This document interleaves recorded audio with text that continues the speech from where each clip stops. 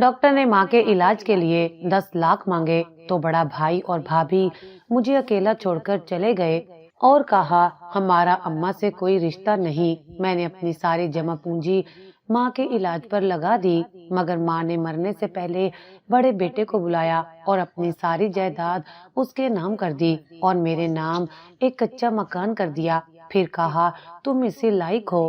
میں حیران ہوا، ماں تو بڑے بیٹے کو بد دعائیں دیتی تھی، پھر آج ساری جائیداد اسے کیوں دی؟ میں روتا ہوا کچے مکان میں آیا، تالا کھولا تو اندر ایک عورت نقاب میں بیٹھی تھی جسے میں نے پہلی بار دیکھا تھا۔ اس عورت نے جیسے ہی نقاب اتارا، اس کا چہرہ دیکھ کر میرا کلیجہ پھٹ گیا، کیونکہ وہ تو ہم 2 بھائی تھے۔ ابا کے مرنے کے بعد اماں نے ارادہ کیا وہ دوسری شادی نہیں کریں گی، بلکہ بڑے بیٹے کو پڑھا لکھا کر افسر بنائے گی اور مجھے اپنے ساتھ گھر کے کاموں میں لگا لیا۔ ہم ماں بیٹا گھر کے کام کرتے اور کپڑے سلائی کر کے گھر کا نظام چلاتے اور بھائی کی تعلیم کا خرچہ اٹھاتے۔ بڑے بھائی عدیل یونیورسٹی میں پڑھ رہے تھے اور انہیں وہاں ایک نمرہ نامی لڑکی سے محبت ہو گئی تھی۔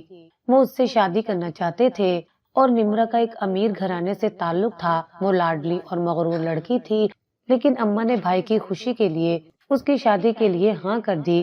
دوسری طرف نمرہ کے گھر والے بھی راضی ہو گئے تھے، کیونکہ نمرہ بھی بھائی کو پسند کرتی تھی۔ عدیل بھائی بہت خوش تھے۔ ایک رات میں کپڑے سلائی کر رہا تھا اور اماں کچن میں چائے بنا رہی تھی جب عدیل بھائی میرے پاس آئے اور کہا حسان، نمرہ اپنے بڑے سے بنگلے سے یہاں آئے گی اور ہمارا گھر بہت پرانا ہو چکا ہے، دیکھو کچن بھی ٹوٹا ہوا ہے، پینٹ بھی خراب ہو چکا ہے، میں چاہتا ہوں اس کے آنے سے پہلے ہم اپنا گھر نیو ڈیزائن میں بنوا لیں تاکہ نمرہ یہاں سکون سے رہ سکے۔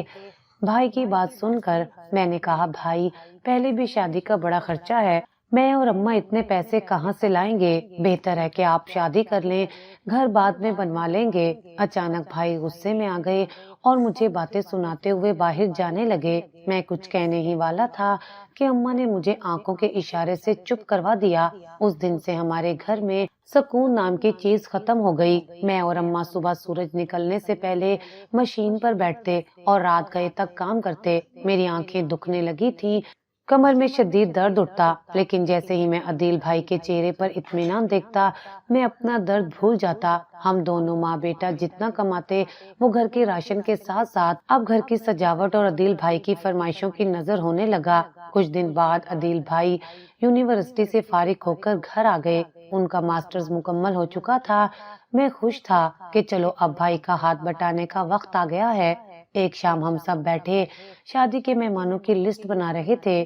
اماں نے موقع غنیمت جانا اور بڑے پیار سے بولی عدیل بیٹا اب تو ماشاءاللہ پڑھائی بھی مکمل ہو گئی ہے، اب کوئی نوکری دیکھ لو، گھر کے حالات تمہارے سامنے ہیں، اکیلا حسان کہاں کہاں پورا پڑے گا، شادی کے اخراجات سر پر کھڑے ہیں۔ میں پر امید نظروں سے بھائی کو دیکھنے لگا کہ وہ یقیناً ہاں کر دیں گے اور میرا بوجھ بانٹیں گے، لیکن بھائی کا جواب سن کر میرے ہاتھ سے قلم چھوٹ گیا۔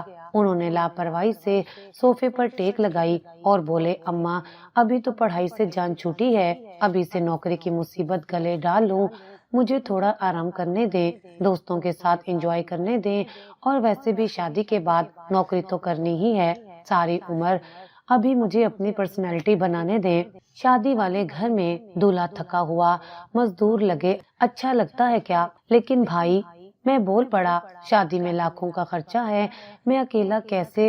او ہو حسان، بھائی نے مجھے ٹوک دیا، تم ہمیشہ پیسے پیسے کرتے رہتے ہو، تم کما رہے ہو نا، تو کیا ہوا اگر بڑے بھائی کی خوشی کے لیے تھوڑا زیادہ کام کر لو گے؟ یہ گھر یہ سب کچھ آخر ہم دونوں کا ہی تو ہے، میرا حصہ بھی تو تم ہی استعمال کر رہے ہو نا۔ اماں کی آنکھوں میں آنسو تیرنے لگے۔ عدیل حسان تمہارا چھوٹا بھائی ہے، نوکر نہیں، دیکھو اس کا چہرہ جوانی میں بوڑھا لگنے لگا ہے کام کر کر کے، بس اماں پلیز میرا موڈ خراب نہ کریں۔ عدیل بھائی غصے سے اٹھے اور گھر سے باہر چلے گئے۔ اماں نے بے بسی سے میری طرف دیکھا، میں نے مسکرانے کی ناکام کوشش کی، کوئی بات نہیں اماں، بھائی ٹھیک ہی تو کہہ رہے ہیں، ان کی شادی ہے، انہیں خوش رہنے دو، میں ہوں نا، میں کر لوں گا سب مینج۔ اماں نے مجھے گلے لگایا اور رو پڑی، حسان تیرے جیسا بیٹا قسمت والوں کو ملتا ہے اور عدیل نہ جانے اسے کب عقل آئے گی۔ مجھے نہیں پتا تھا کہ عدیل بھائی کی یہ لاپرواہی اور خود غرضی صرف شروعات ہے۔ شادی کی تیاریاں زور و شور سے جاری تھی، گھر چمک رہا تھا، لیکن اس چمک کے پیچھے میرا اور اماں کا پسینہ شامل تھا جسے عدیل بھائی پانی کی طرح بہا رہے تھے، اور وہ طوفان جو نمرا کی شکل میں آنے والا تھا اس کی آہٹ اب صاف سنائی دے رہی تھی۔ شادی کے ہنگامے تھم چکے تھے، گھر میں لگی ہوئی لڑیاں اتر گئیں اور مہمان اپنے اپنے گھروں کو لوٹ گئے، لیکن ہمارے گھر کا سکون لوٹ کر نہ آیا۔ عدیل بھائی کی قسمت اچھی تھی، شاید نمرا کی قسمت کا اثر تھا، یا میرے بھائی کی ڈگری کام کر گئی۔ شادی کے کچھ ہی دن بعد انہیں ایک ملٹی نیشنل کمپنی میں اچھی نوکری مل گئی۔ میں اور اماں بہت خوش تھے، ہم نے شکرانے کے نفل پڑھے کہ چلو اب گھر کے حالات مزید بہتر ہو جائیں گے اور میرا بوجھ بڑھ جائے گا، لیکن ہماری یہ خوش فہمی بہت جلد دور ہو گئی۔ نمرا بھابھی امیر باپ کی بیٹی تھی، یہ تو ہمیں معلوم تھا، لیکن ان کے دل میں غربت اور غریبوں کے لیے اتنی نفرت ہوگی یہ ہمیں اندازہ نہیں تھا۔ شادی کو ابھی جمعہ 8 دن بھی نہیں گزرے تھے کہ ایک صبح ناشتے کی میز پر ہنگامہ ہو گیا۔ اماں نے پیار سے پراٹھا نمرا کی پلیٹ میں رکھا۔ بیٹا کھا لو، کمزور ہو جاؤ گی۔ نمرا نے پلیٹ کو ایسے پرے دھکیلا جیسے اس میں زہر ہو۔ پلیز آنٹی، مجھ سے یہ تیل میں تیرتے ہوئے پراٹھے نہیں کھائے جاتے، اور آپ پلیز میرے معاملات میں دخل نہ دیا کریں، میں اپنی ڈائٹ خود دیکھ لوں گی۔ اماں کا ہاتھ ہوا میں ہی رک گیا۔ میں نے غصے سے بھائی کی طرف دیکھا جو خاموشی سے موبائل میں مگن تھے۔ بھائی بھابھی کس لہجے میں بات کر رہی ہیں اماں سے؟ عدیل بھائی نے سر اٹھایا اور بیزاری سے بولے، حسان وہ ٹھیک ہی تو کہہ رہی ہے، وہ الگ ماحول سے آئی ہے، اسے یہ دیہاتی طریقے پسند نہیں ہیں، تم اور اماں اسے ایڈجسٹ ہونے کا ٹائم دو۔ وقت گزرتا گیا لیکن ایڈجسٹمنٹ ہونے کے بجائے دوریاں بڑھتی گئیں۔ بھابھی کو اماں کے کھانسنے سے مسئلہ تھا، اماں کے چلنے پھرنے سے مسئلہ تھا، حتیٰ کہ اماں کی موجودگی سے بھی مسئلہ تھا۔ وہ سارا دن اپنے کمرے میں بند رہتی اور جب باہر نکلتی تو منہ بنا ہوا ہوتا، اور پھر وہی ہوا جس کا ڈر تھا۔ شادی کے صرف 2 مہینے بعد ہی نمرا بھابھی نے گھر میں طوفان کھڑا کر دیا۔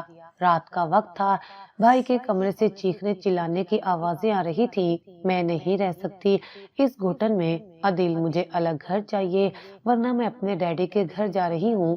ہم دونوں ماں بیٹا سہم کر صحن میں بیٹھے تھے۔ تھوڑی دیر بعد عدیل بھائی باہر نکلے، چہرہ غصے سے تمتمایا ہوا تھا۔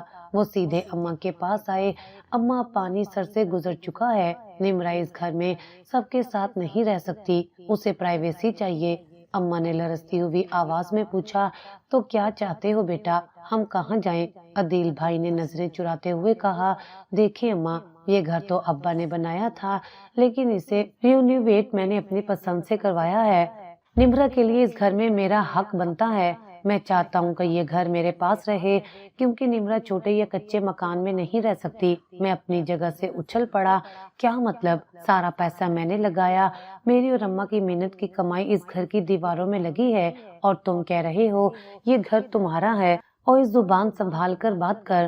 بھائی نے مجھ پر انگلی اٹھائی، بڑا بھائی ہوں میں تیرا، اور تو کیا چاہتا ہے میں اپنی بیوی کو لے کر سڑک پر رہوں؟ تو کیا اماں سڑک پر رہیں گی؟ میں چیخا، بس حسان خاموش ہو جاؤ۔ اماں کی گرجدار آواز نے ہمیں خاموش کروا دیا۔ اماں کی آنکھوں میں آنسو نہیں تھے، ایک عجیب سی ویرانی تھی۔ وہ اٹھی اور اپنے پرانے صندوق کی طرف گئیں، وہاں سے کچھ کاغذات نکالے اور عدیل بھائی کے سامنے رکھ دیے۔ یہ لو عدیل، یہ اس گھر کے کاغذات ہیں، یہ گھر آج سے تمہارا ہے، خوش رہو۔ اماں میں تڑپ کر آگے بڑھا، یہ آپ کیا کر رہی ہیں؟ ہم کہاں جائیں گے؟ اماں نے میرے سر پر ہاتھ رکھا اور ایک عجیب سی مسکراہٹ کے ساتھ بولی، حسان تیرے ابا کا ایک پرانا مکان ہے شہر کے پرانے حصے میں، بہت سال پہلے جب ہم گاؤں سے آئے تھے تو وہیں رہتے تھے، وہ جگہ ویران پڑی ہے، لوگ شاید بھول چکے ہیں اسے، لیکن وہ زمین ہماری ہے، ہم وہاں چلے جائیں گے۔ عدیل بھائی کے چہرے پر ایک لمحے کے لیے شرمندگی آئی، لیکن نمرا کی محبت اور لالچ نے اسے دبا دیا۔ اماں، آپ واقعی وہاں رہیں گی؟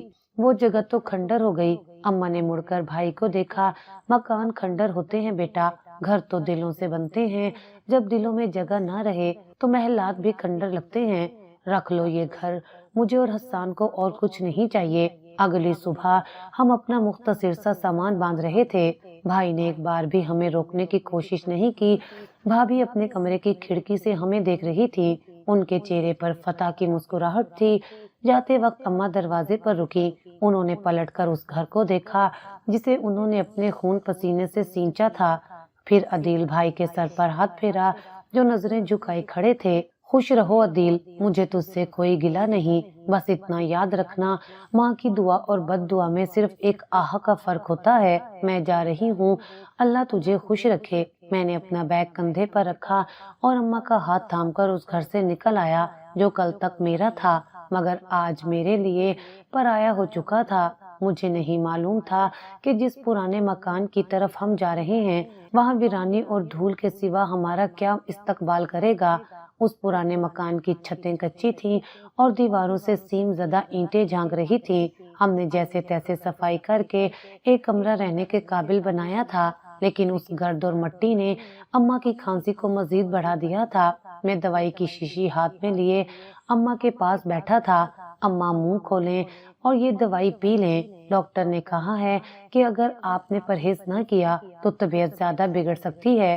اماں نے دوائی پی اور پھر میری کلائی تھام لی۔ حسان، میری بیماری کو چھوڑو، مجھے تمہاری فکر کھائے جا رہی ہے۔ کب تک یوں تنہا میرے لیے روٹیاں پکاتے رہو گے؟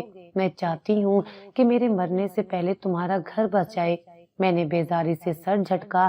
اماں پھر وہی بات، آپ دیکھ نہیں رہی کہ ہمارے حالات کیا ہیں؟ اس ٹوٹے ہوئے مکان میں کون اپنی بیٹی دے گا، اور میں کس منہ سے کسی لڑکی کو بیاہ کر لاؤں گا کہ وہ یہاں آ کر فاقے کاٹے؟ اللہ پر بھروسہ رکھ بیٹا، رزق دینے والی ذات اوپر بیٹھی ہے۔ میں نے تمہاری دور کی خالہ سے بات کی ہے، ان کی بیٹی رابعہ بہت سلیقہ مند اور صابر لڑکی ہے، انہوں نے ہاں کر دی ہے۔ وہ لوگ ہماری غربت نہیں بلکہ تمہاری شرافت اور محنت کو دیکھ رہے ہیں۔ میں انکار کرنا چاہتا تھا کیونکہ میں کسی کی زندگی خراب نہیں کرنا چاہتا تھا، لیکن اماں کی ضد اور ان کی گرتی ہوئی صحت کے سامنے مجھے ہتھیار ڈالنے پڑے۔ سادگی سے نکاح ہوا، نہ کوئی بارات، نہ بینڈ باجا اور نہ ہی کوئی بڑا کھانا، بس مسجد میں نکاح ہوا اور رخصتی ہو گئی۔ میں رابعہ کو لے کر اس ویران حویلی نما مکان میں آ گیا۔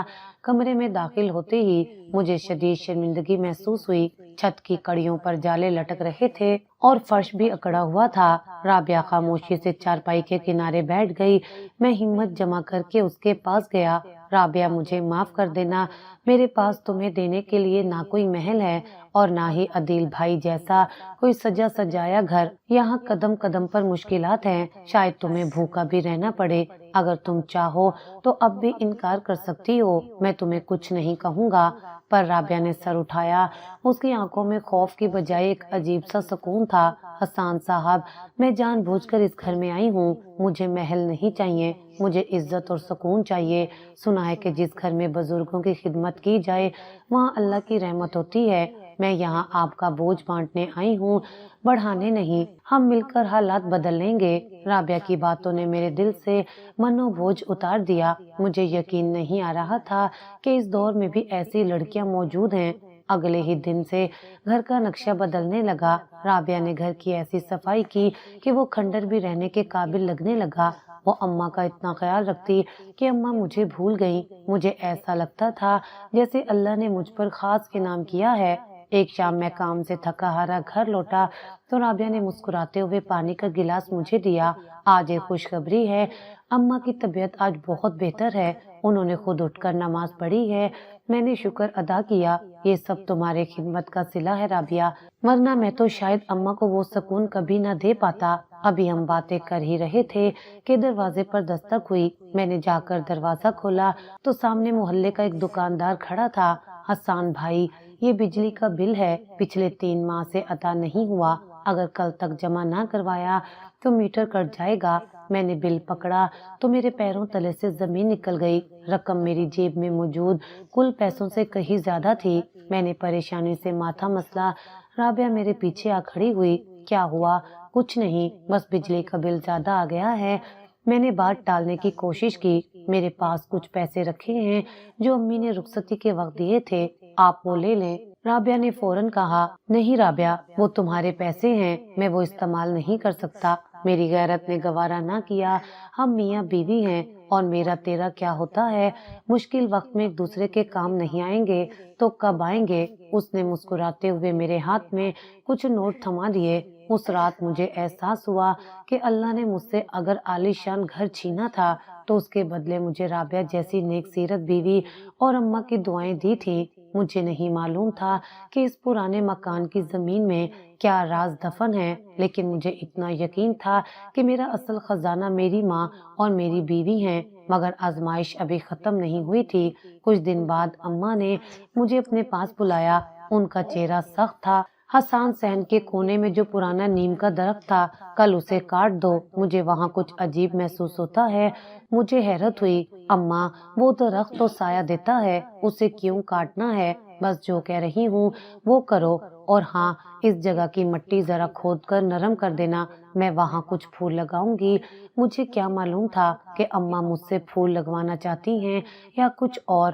میں نے حامی بھر لی۔ کیا پتا اماں کو کوئی اعلام ہوا ہو، یا شاید یہ محض ایک بزرگ کا وہم تھا، لیکن ماں کا حکم تھا، ٹالا نہیں جا سکتا تھا۔ اگلی صبح سورج نکلتے ہی میں نے کندال اٹھا لی۔ رابعہ نے مجھے صبح ناشتہ دیا اور پھر خود گھر کے کاموں میں لگ گئی، جبکہ میں صحن کے اس کونے میں کھڑا تھا جہاں اماں نے نشاندہی کی تھی۔ میں نے پہلا وار زمین پر کیا۔ مٹی سخت تھی اور برسوں سے ویران پڑی تھی۔ پسینہ میری پیشانی سے بہہ کر آنکھوں میں گر رہا تھا، لیکن اماں چارپائی پر بیٹھی مجھے مسلسل دیکھ رہی تھی۔ ان کی نظروں میں ایک عجیب سی بے چینی تھی۔ میں نے قمیض کے دامن سے ماتھا پونچھا اور اماں کی طرف دیکھا۔ اماں، مجھے سمجھ نہیں آ رہا کہ ہم یہ مشقت کیوں کر رہے ہیں؟ یہاں سوائے اینٹوں اور پتھروں کے کیا ملے گا؟ ہم ویسے ہی یہاں پھول لگا سکتے ہیں۔ اماں نے سختی سے کہا، سوال مت کرو حسان، بس کھودتے جاؤ، جتنا گہرا کر سکتے ہو کرو۔ مجھے یاد ہے میں نے نشانی یہیں لگائی تھی۔ رابعہ پانی کا گلاس لے کر آئی۔ حسان آپ تھک گئے ہوں گے، تھوڑی دیر آرام کر لیں۔ اماں آپ بھی نہ جانے کیا کروا رہی ہیں، زمین کھودنے سے کیا نکل آئے گا؟ اماں نے رابعہ کو گھورا۔ بہو تم بس دعا کرو کہ وہ چیز مل جائے جو میں ڈھونڈ رہی ہوں۔ اگر وہ مل گئی تو ہماری قسمت بدل جائے گی۔ میں نے حیرت سے اماں کو دیکھا۔ قسمت؟ اماں آپ کس چیز کی بات کر رہی ہیں؟ وقت آنے پر بتاؤں گی، ابھی بس اپنا ہاتھ چلاؤ۔ اماں نے بات کاٹ دی۔ میں نے دوبارہ کھدائی شروع کر دی۔ 2 گھنٹے کی مسلسل محنت کے بعد میرے ہاتھ شل ہو چکے تھے، گڑھا کافی گہرا ہو چکا تھا۔ اچانک میری کندال کسی سخت چیز سے ٹکرائی۔ ٹن کی ایک بھاری آواز آئی، جیسے لوہا لوہے سے ٹکرایا ہو۔ میں چونک گیا۔ یہ آواز کیسی تھی؟ رابعہ بھی قریب آ گئی۔ لگتا ہے کوئی پتھر ہے۔ میں نے احتیاط سے مٹی ہٹانا شروع کی۔ نہیں رابعہ، پتھر کی آواز ایسی نہیں ہوتی، یہ کچھ اور ہے۔ اماں جو اب تک بیٹھی تھی تیزی سے اٹھ کر گڑھے کے کنارے آ کھڑی ہوئی۔ ان کی سانس پھول رہی تھی۔ جلدی کرو حسان، مٹی ہٹاؤ، دیکھو کیا ہے۔ میں نے ہاتھوں سے مٹی ہٹائی تو نیچے ایک زنگ آلود دھات کی سطح نظر آئی۔ میرا دل زور سے دھڑکنے لگا۔ میں نے مزید زور لگا کر ارد گرد کی مٹی صاف کی تو ایک چھوٹا سا پرانا ٹرنک نما صندوقچہ نمودار ہوا۔ وہ کافی وزنی لگ رہا تھا اور اس پر مٹی کی تہیں جمی ہوئی تھی۔ میں نے بڑی مشکل سے اسے باہر نکالا اور صحن کے فرش پر رکھ دیا۔ اماں یہ کیا ہے؟ میں نے کانپتے ہوئے پوچھا۔ یہ تو کوئی پرانی تجوری لگ رہی ہے، کیا آپ کو اس کے بارے میں معلوم تھا؟ اماں اس زنگ آلود صندوقچے کو دیکھ کر ایسے رو پڑی جیسے کوئی بچھڑا ہوا عزیز مل گیا ہو۔ وہ زمین پر بیٹھ گئی اور اپنے کانپتے ہاتھوں سے اس پر جمی مٹی صاف کرنے لگی۔ شکر ہے میرے مالک، شکر ہے تیرا کہ یہ محفوظ ہے، مجھے ڈر تھا کہ کہیں کوئی اسے نکال نہ لے گیا ہو۔ رابعہ بھی حیران و پریشان کھڑی تھی۔ اماں اس میں کیا ہے، ہمیں بتائیں تو صحیح۔ میں نے آگے بڑھ کر اس کا ڈھکن کھولنے کی کوشش کی۔ اس پر ایک بڑا سا پرانا تالا لگا ہوا تھا۔ لاؤ میں اسے توڑ دیتا ہوں، شاید اس میں کچھ کام کی چیز نکل آئے۔ میں نے کندال اٹھائی۔ خبردار! اماں نے چیخ کر مجھے روکا اور صندوقچے کے اوپر جھک گئی۔ اسے ابھی کوئی ہاتھ نہیں لگائے گا، ابھی اس کا وقت نہیں آیا۔ میں جھنجھلا گیا۔ اماں حد ہوتی ہے، ہم نے اتنی محنت سے اسے نکالا ہے اور آپ کہہ رہی ہیں کہ وقت نہیں آیا۔ شاید اس میں کچھ ایسا ہو جو ہمارے فاقے ختم کر دے۔ اماں نے صندوقچہ اپنی گود میں لے لیا۔ ان کا چہرہ بالکل سنجیدہ تھا۔ حسان، یہ میری امانت ہے، یہ صرف تب کھلے گا جب مجھے یقین ہو جائے گا کہ اسے سنبھالنے والا حقدار کون ہے۔ ابھی تم نے صرف میری خدمت کی ہے، صبر کا امتحان ابھی باقی ہے۔ میں اور رابعہ ایک دوسرے کی شکل دیکھنے لگے۔ یہ کیا معمہ تھا؟ آخر اس زنگ آلود ڈبے میں ایسا کیا تھا جسے اماں اتنے سالوں سے چھپائے پھر رہی تھی اور اب ملنے کے بعد بھی ہمیں دکھانے کو تیار نہیں تھی؟ اماں نے رابعہ کو حکم دیا، اسے میرے کمرے میں رکھ دو اور خبردار جو تم دونوں میں سے کسی نے اسے کھولنے کی کوشش کی، جس دن میرا حکم ہوگا اسی دن یہ تالا ٹوٹے گا۔ رابعہ نے خاموشی سے صندوق اٹھایا اور اندر لے گئی۔ میں وہیں صحن میں بیٹھا رہ گیا۔ میرے ذہن میں ہزاروں سوال تھے، لیکن اماں کی خاموشی کسی گہرے راز کا پتہ دے رہی تھی۔ ابھی ہم اس دریافت کی سحر میں ہی تھے کہ دروازے پر زور زور سے دستک ہوئی۔ یہ دستک عام نہیں تھی، بلکہ ایسا لگ رہا تھا جیسے کوئی دروازہ توڑنے کی کوشش کر رہا ہو۔ میں گھبرا کر اٹھا، یا اللہ خیر، اب کون آ گیا؟ میں نے جا کر دروازہ کھولا تو سامنے کا منظر دیکھ کر میرے ہوش اڑ گئے۔ یہ وہ منظر تھا جس کی مجھے فی الحال امید نہیں تھی۔ دروازہ کھلتے ہی سامنے عدیل بھائی کھڑے تھے، ان کے ساتھ بھابھی بھی تھی جو ناک پر رومال رکھے کھڑی تھی۔ ان کے چمکدار کپڑے اور قیمتی گاڑی ہمارے ٹوٹے ہوئے گھر کا مذاق اڑا رہے تھے۔ میں نے حیرت سے کہا، عدیل بھائی آپ یہاں، سب خیریت تو ہے؟ عدیل بھائی نے مجھے ایک حقارت بھری نظر سے دیکھا اور مجھے دھکیلتے ہوئے اندر داخل ہو گئے۔ خیریت ہی ہے حسان، میں تو بس یہ دیکھنے آیا تھا کہ جس گھر کے لیے تم نے میرا ساتھ چھوڑا تھا اب وہ کس حال میں ہے۔ لگتا ہے تم لوگوں نے اسے استبل بنا رکھا ہے۔ میرے دل پر جیسے خنجر چلا۔ بھائی یہ ہماری ماں کا گھر ہے، پلیز اس کے بارے میں ایسے بات نہ کریں۔ بھابھی نے چارپائی کی طرف اشارہ کیا۔ او خدایا، میں یہاں نہیں بیٹھ سکتی، دیکھو کتنی گرد ہے عدیل، جلدی بات کریں اور چلیں، یہاں تو سانس لینا بھی محال ہے۔ رابعہ جلدی سے اندر سے پانی کا گلاس لائی اور بڑی عاجزی سے پیش کیا۔ بھائی جان پانی پی لیں، ہم غریب ضرور ہیں لیکن بے مروت نہیں۔ عدیل بھائی نے ہاتھ کے اشارے سے گلاس پرے کر دیا۔ رہنے دو، پتہ نہیں یہ پانی صاف بھی ہے یا نہیں، میں یہاں پانی پینے نہیں آیا۔ اماں کمرے کے دروازے میں کھڑی یہ سب سن رہی تھی۔ ان کی آواز میں جلال تھا۔ عدیل اگر پانی نہیں پینا تو جو کہنے آئے ہو کہو اور دفع ہو جاؤ، میرے بیٹے کے گھر کی توہین کرنے کی ضرورت نہیں ہے۔ عدیل بھائی اماں کی طرف مڑے، اماں میں تو آپ کی عیادت کرنے آیا تھا، سنا تھا مرنے والی ہیں، سوچا آخری بار دیکھ لوں، اور ہاں میں نے شہر میں نیا پلاٹ لیا ہے، میں نہیں چاہتا کہ کل کو حسان میرے پاس آئے اور حصہ مانگے، اس لیے میں چاہتا ہوں کہ آپ ابھی لکھ دیں کہ آپ کا مجھ سے کوئی واسطہ نہیں ہے۔ میں غصے سے کانپنے لگا۔ عدیل بھائی شرم کریں، سامنے ماں کھڑی ہے، ہم بھوکے مر جائیں گے لیکن آپ کے دروازے پر بھیک مانگنے نہیں آئیں گے۔ آپ کو اپنی دولت مبارک ہو۔ اماں نے آگے بڑھ کر میرے کندھے پر ہاتھ رکھا۔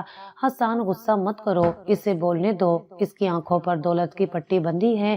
پھر اماں عدیل سے مخاطب ہوئیں، جا بیٹا تجھے لکھ دیا کہ میرا تجھ سے کوئی لینا دینا نہیں، تو اپنی دولت سنبھال، میں اپنے حسان کے ساتھ خوش ہوں، لیکن یاد رکھنا وقت ہمیشہ ایک جیسا نہیں رہتا۔ آج تم جس مٹی کو حقیر سمجھ رہے ہو کل شاید یہی مٹی تمہارے سر کا تاج بن جائے۔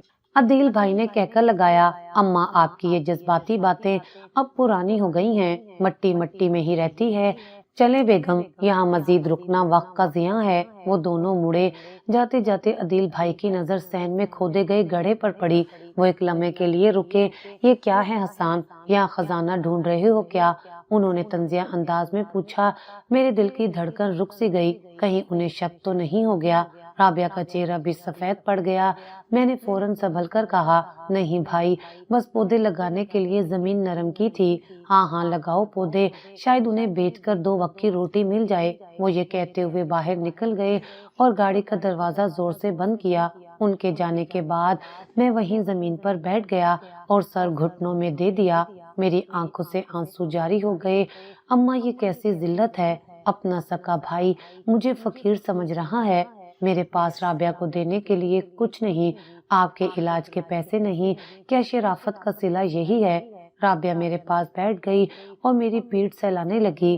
اماں آہستہ آہستہ چلتی ہوئی میرے پاس آئیں اور میرا چہرہ اوپر اٹھایا۔ آنسو پوچھو حسان، مرد رویا نہیں کرتے۔ عدیل نے جو دیکھا وہ ظاہر تھا، لیکن جو میں دیکھ رہی ہوں وہ حقیقت ہے۔ کون سی حقیقت اماں؟ میں نے روندی ہوئی آواز میں پوچھا۔ اماں نے اپنے کمرے کی طرف اشارہ کیا جہاں وہ زنگ آلود صندوقچہ رکھا تھا۔ وہ حقیقت جو ابھی بند ہے، تم نے عدیل کے تانے سہے ہیں، صبر کیا ہے، اللہ کسی کا قرض نہیں رکھتا، آج اس نے تمہیں ٹکرایا ہے، کل وہ تمہاری دہلیز پر ہوگا، بس تھوڑا سا انتظار اور کرو، کل وہ صندوق کھلے گا اور تمہارا امتحان ختم ہو جائے گا۔ مجھے اماں کی باتوں کی سمجھ نہیں آ رہی تھی، لیکن ان کی آنکھوں میں ایک عجیب سی چمک تھی جو مجھے حوصلہ دے رہی تھی۔ میں نے فیصلہ کر لیا کہ چاہے کچھ بھی ہو میں ہمت نہیں ہاروں گا۔ رات کا پچھلا پہر تھا، لیکن میری آنکھوں سے نیند کوسوں دور تھی۔ عدیل بھائی کے الفاظ میرے کانوں میں پگھلے ہوئے شیشے کی طرح اتر رہے تھے۔ میں چارپائی پر پہلو بدل رہا تھا کہ رابعہ کی آنکھ کھل گئی۔ حسان، آپ ابھی تک جاگ رہے ہیں؟ اس نے فکر مندی سے پوچھا۔ میں اٹھ کر بیٹھ گیا۔ رابعہ، نیند کیسے آ سکتی ہے؟ میرا اپنا خون مجھے فقیر کہہ گیا ہے۔ کیا یہی صلہ تھا میری شرافت کا؟ کیا ماں کی خدمت کر کے میں نے غلطی کی؟ کیا آج میرے پاس تمہیں دینے کے لیے 2 وقت کی روٹی بھی نہیں ہے؟ رابعہ نے میرے ہاتھ پر ہاتھ رکھا۔ ایسی باتیں مت کریں حسان، اللہ دیکھ رہا ہے۔ عدیل بھائی کے پاس دولت ہے لیکن سکون نہیں ہے۔ آپ کے پاس ماں کی دعا ہے اور میرا ساتھ ہے۔ دیکھیے گا اللہ کوئی نہ کوئی راستہ ضرور نکالے گا۔ میں نے لمبی لمبی سانس لی۔ بس رابعہ، میرا دل اب بہت گھبرانے لگا ہے۔ اماں کی باتیں، یہ صندوق، عدیل کا رویہ، سب کچھ بہت الجھ گیا ہے۔ صبح ہوئی تو گھر میں ایک عجیب سی خاموشی تھی۔ میں وضو کر کے نماز پڑھنے گیا ہی تھا کہ اماں کے کمرے سے ان کی کھانسی کی شدید آواز آئی۔ میں اور رابعہ بھاگتے ہوئے ان کے کمرے میں گئے۔ اماں نے ڈھال سے بستر پر لیٹی تھی، ان کا رنگ ہلدی کی طرح زرد ہو رہا تھا۔ اماں، کیا ہوا؟ میں ڈاکٹر کو بلا کر لاتا ہوں۔ میں جانے کے لیے مڑا۔ اماں نے سختی سے میرا ہاتھ پکڑ لیا۔ ان کی گرفت میں اب بھی وہی پرانی طاقت تھی۔ نہیں حسان، اب ڈاکٹر کا وقت نہیں ہے، اب فیصلے کا وقت ہے۔ میں گھبرا گیا۔ اماں کیسی باتیں کر رہی ہیں، آپ ٹھیک ہو جائیں گی۔ اماں نے سامنے رکھے میز کی طرف اشارہ کیا جہاں وہ زنگ آلود صندوقچہ رکھا تھا۔ اسے اٹھاؤ حسان۔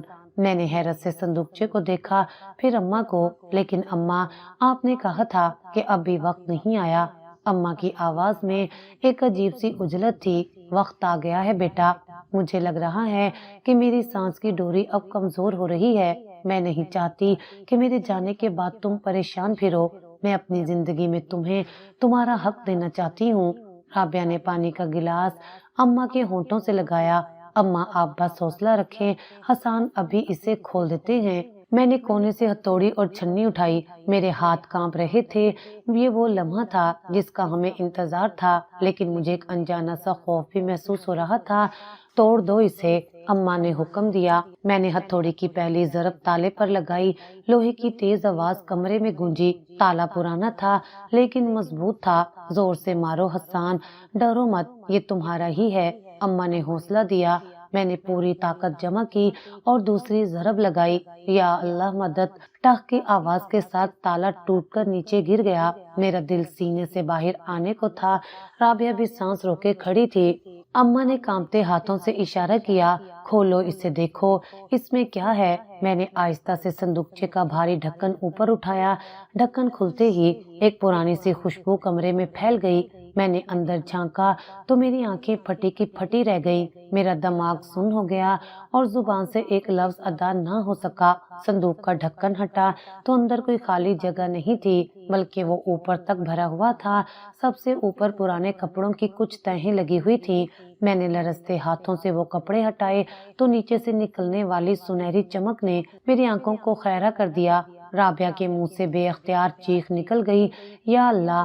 حسان، یہ دیکھیے، یہ تو سونا ہے، خالص سونا۔ میں نے کپ کپاتے ہاتھوں سے ایک بھاری سی مخملی پوٹلی باہر نکالی۔ اسے کھولا تو اس میں سونے کے بھاری سیٹ کنگن اور چوڑیاں تھیں۔ کمرہ ان زیورات کی چمک سے روشن ہو گیا تھا۔ یہ وہ پرانے زمانے کا بھاری زیور تھا جو آج کل کے دور میں ملنا ناممکن تھا۔ میں نے حیرت سے اماں کی طرف دیکھا۔ اماں، یہ سب آپ کے پاس تھا؟ ہم دانے دانے کو ترس رہے تھے اور آپ نے یہ سب چھپا رکھا تھا۔ اماں کے چہرے پر ایک فاتحانہ مسکراہٹ تھی۔ ہاں حسان، یہ تیرے باپ کی کمائی تھی۔ جب تیرا باپ زندہ تھا تو اس نے یہ سب میرے لیے بنوایا تھا۔ میں نے زیورات کے بیچ میں رکھا ہوا ایک طے شدہ کاغذ اٹھایا۔ یہ وہی پرچی تھی جس کا ذکر اماں کرتی تھی۔ میں نے اسے کھولا اور پڑھنا شروع کیا۔ میرے الفاظ آنسوؤں میں گھل رہے تھے۔ उस पर लिखा था, ये सब कुछ मेरे उस बेटे का होगा जो मुझे संभालेगा, जो हमेशा मेरे साथ रहेगा। मैं वो कागज सीने से लगाकर फूट फूट कर रो पड़ा। अम्मा, आपने ये शर्त क्यों रखी? मैंने आपकी खिदमत इस सोने चांदी के लिए नहीं की थी, मैं तो अल्लाह की रजा के लिए आपके कदमों में बैठा था। मुझे ये सब नहीं चाहिए, मुझे सिर्फ आप चाहिए। अम्मा ने मेरा हाथ थाम लिया। चुप कर जा पगले, मैं जानती हूँ कि तेरी नीयत साफ थी, इसलिए तो ये तेरे हिस्से में आया है। अगर अदील के दिल में जरा भी रहम होता तो शायद वो भी इसका हकदार होता, लेकिन उसने मुझे बोझ समझा। मैंने ये जेवर उस वक्त जमीन में दबा दिए थे जब अदील की शादी हुई थी, और आज मुझे उसकी आंखों में लालच नजर आने लगा था। मुझे डर था कि वो ये सब बेच खाएगा और तुझे सड़क पर ले आएगा। राबिया भी शुक्राने के आंसू रो रही थी। हसन, देखें अल्लाह के काम, अदील भाई ने आपको ईंटों के मकान से निकाला और अल्लाह ने आपको सोने की दुकान दे दी। मैंने वो जेवरात वापस संदूक में रखे। मेरा दिल अभी भी अपनी माँ की मोहब्बत पर भारी था। मुझे शर्मिंदगी हो रही थी कि मैंने एक लम्हे के लिए भी क्यों सोचा कि अम्मा ने हमारे लिए कुछ नहीं किया। हसन, अम्मा ने संजीदगी से कहा, अब रोना धोना बंद करो, कल सुबह इसमें से कुछ जेवरात बेच कर आओ और अपना काम शुरू करो। मैं तुझे इस दुनिया में किसी का मोहताज देख कर नहीं जाना चाहती। मैंने अम्मा के हाथ चूम लिए। अम्मा, ये आपका हुक्म है, मैं ऐसा ही करूँगा। अब मैं आपको वो जिंदगी दूंगा जिसकी आप हकदार हैं। हम अभी खुशी के इन लम्हात में ही थे कि हमें नहीं मालूम था कि कुदरत का इंसाफ दूसरी तरफ भी शुरू हो चुका है। जहाँ हमारे घर में रहमत बरस रही थी, वहीं शहर के दूसरे कोने में अदील भाई के आलीशान घर में मकाफाते अमल दस्तक दे चुका था। अगली सुबह मैं शहर के सबसे बड़े सराफा बाजार में खड़ा था। मेरे सामने सेठ हाजी अलियास बैठे थे, जो सोने की परख में माहिर माने जाते थे। उन्होंने आंख पर लगा मुहद्दब हदसा हटाया और हैरत से मुझे देखा। हसन मियाँ, ये तुम कहाँ से लाए हो? ये तो शाही जमाने का खालिस सोना है। उसकी कटाई और बनाई आजकल के कारीगरों के बस की बात नहीं है। मैंने संजीदगी से जवाब दिया, सेठ साहब, ये मेरी माँ की जिंदगी भर की पूंजी है, मुझे इसकी बेहतरीन कीमत चाहिए। मुझे अपना कारोबार शुरू करना है। सेठ ने सर हिलाया और नोटों की गठियां मेरे सामने रख दी। ये लो बेटा, ये इतनी रकम है कि तुम शहर में कोई भी बड़ा कारोबार शुरू कर सकते हो। तुम्हारी माँ ने तुम्हारे लिए सचमुच खजाना संभाल रखा था। घर आकर मैंने वो रकम अम्मा के कदमों में रख दी। अम्मा ने कांपते हाथों से मेरे सर पर हाथ फेरा। जा हसन, अल्लाह तेरे कारोबार में बरकत डाले। ये तेरा हक था जो तुझे मिल गया। अब दुनिया को दिखा दे कि माँ की खिदमत रायगा नहीं जाती। मैंने अल्लाह का नाम लेकर कपड़े का कारोबार शुरू किया। अम्मा की दुआ मेरे साथ थी। मैं सुबह सवेरे दुकान खोलता और रात गए तक मेहनत करता। ग्राहकों का तांता बंद गया, माल आता और हाथों हाथ बिक जाता, जैसे अल्लाह गायब से मदद कर रहा हो। चंद ही महीनों में मेरी छोटी सी दुकान एक बड़े शोरूम में बदल गई। मैंने शहर के पोश इलाके में एक नया घर खरीदने का इरादा कर लिया, ताकि अम्मा और राबिया को वो सुख दे सकूं जिसकी वो हकदार थी। दूसरी तरफ कुदरत का अपना हिसाब किताब चल रहा था। एक शाम में घर वापस आया तो राबिया परेशानी के आलम में दरवाजे पर खड़ी थी। हसन, आपने सुना? उसने घबराई हुई आवाज में पूछा। मैंने जूते उतारते हुए पूछा, क्या हुआ, खैरियत तो है? राबिया ने पानी का गिलास मुझे पकड़ाया। आज मोहल्ले में बात हो रही थी कि अदील भाई का दिवालिया निकल गया है। उनके पार्टनर ने सारा पैसा हड़प कर लिया है और भाग गया है। सुना है कि वो बिल्कुल कंगाल हो चुके हैं। मैं सुनकर दंग रह गया। क्या कह रही हो? अदील का तो करोड़ों का कारोबार था। हाँ हसन, लेकिन हराम की कमाई और माँ की बद्दुआ में बड़ी ताकत होती है। राबिया ने अफसोस से कहा, लोग कह रहे हैं कि बैंक वाले उनका घर नीलाम करने वाले हैं। कर्जा अदा करने के लिए उनके पास कुछ नहीं बचा। मेरा दिल जोर से धड़का।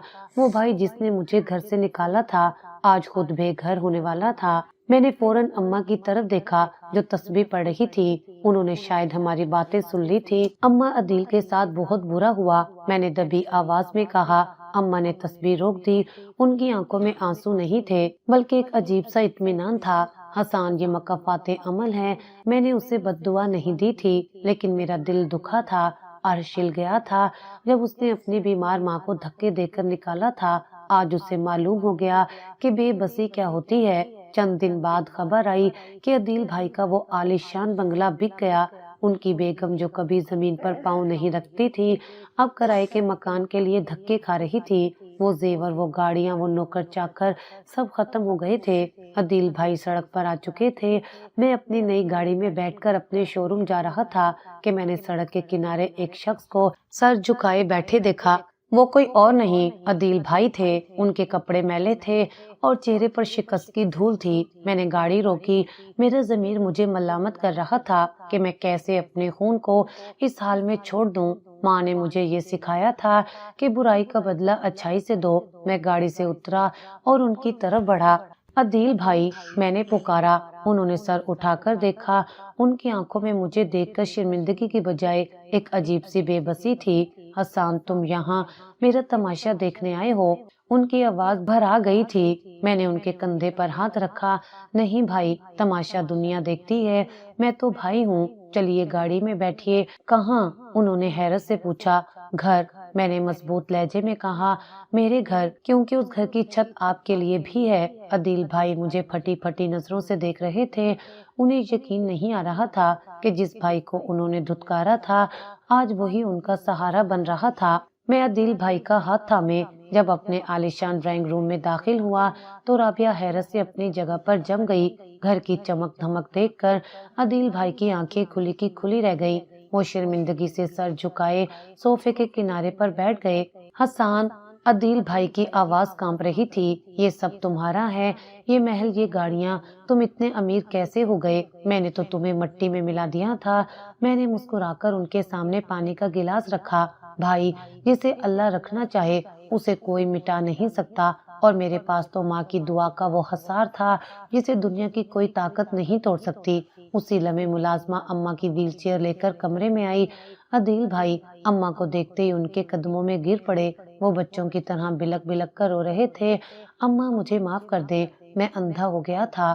دولت کی ہوس نے مجھے جانور بنا دیا تھا۔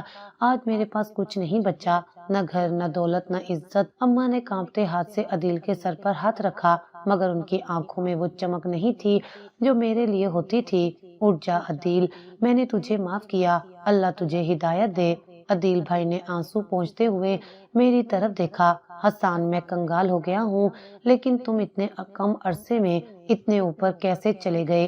میں اٹھا اور الماری سے وہ بوسیدہ صندوق اور وہ خاص پرچی نکال لایا۔ میں نے وہ پرچی عدیل بھائی کے ہاتھ میں تھما دی۔ یہ پڑھیے بھائی، یہ وہ راز ہے جو اماں نے سالوں سے سینے میں دبا رکھا تھا۔ عدیل بھائی نے با آواز بلند پڑھا۔ یہ سب کچھ میرے اس بیٹے کا ہوگا جو مجھے سنبھالے گا، جو ہمیشہ میرے ساتھ رہے گا۔ ان کے ہاتھ سے پرچی گر گئی۔ میں نے نرمی سے کہا، بھائی، جس پرانے گھر کو آپ نے کباڑ سمجھ کر میرے حوالے کیا تھا، اس کی زمین میں اماں نے ابا کے زمانے کا ڈھیروں سونا دبا رکھا تھا۔ ماں چاہتی تو یہ سب آپ کو دے دیتی، لیکن وہ دیکھنا چاہتی تھی کہ کون ان کا بیٹا بن کر رہتا ہے اور کون سوداگر۔ ماں میری خدمت کا بدلہ اس سونے سے چکانا چاہتی تھی، لیکن میں رو پڑا تھا کیونکہ میں نے خدمت اللہ کی رضا کے لیے کی تھی، لیکن اللہ نے میرے خلوص کی لاج رکھ لی اور یہ خزانہ میری جھولی میں ڈال دیا۔ عدیل بھائی پتھرائے ہوئے وجود کے ساتھ مجھے دیکھ رہے تھے۔ انہیں آج احساس ہوا کہ انہوں نے بوڑھی ماں کو گھر سے نکال کر دراصل اپنی قسمت کو لات ماری تھی۔ میں نے ان کے کندھے پر ہاتھ رکھا۔ آپ فکر نہ کریں بھائی، یہ گھر آپ کا بھی ہے، آپ یہاں جب تک چاہیں رہ سکتے ہیں، آپ کی تمام ضروریات پوری ہوں گی۔ میں نے عدیل بھائی کو چھت دی، کھانا دیا اور عزت دی تاکہ انہیں یہ محسوس نہ ہو کہ وہ بھی اس گھر کے مالک تھے اور آج محتاج ہیں۔ میرا کاروبار دن دگنی رات چگنی ترقی کرتا گیا کیونکہ میرے سر پر ماں کا سایہ اور ہونٹوں پر ان کی دعائیں تھیں، جبکہ دوسری طرف عدیل بھائی سب کچھ پا کر بھی خالی ہاتھ تھے۔ وہ اس گھر میں رہتے ضرور تھے، مگر ان کی آنکھوں میں ہمیشہ ایک حسرت اور پچھتاوا رہتا تھا۔ وہ اس سکون اور محبت سے محروم رہے جو صرف ماں کی اطاعت میں ہے۔ اولاد کو لگتا ہے کہ وہ ماں باپ کو پال رہے ہیں، جبکہ حقیقت یہ ہے کہ وہ ماں باپ کی دعاؤں کے صدقے خود پل رہے ہوتے ہیں۔ جس گھر میں والدین کی قدر نہیں ہوتی، وہاں سے برکتیں ہمیشہ کے لیے روٹ جاتی ہیں۔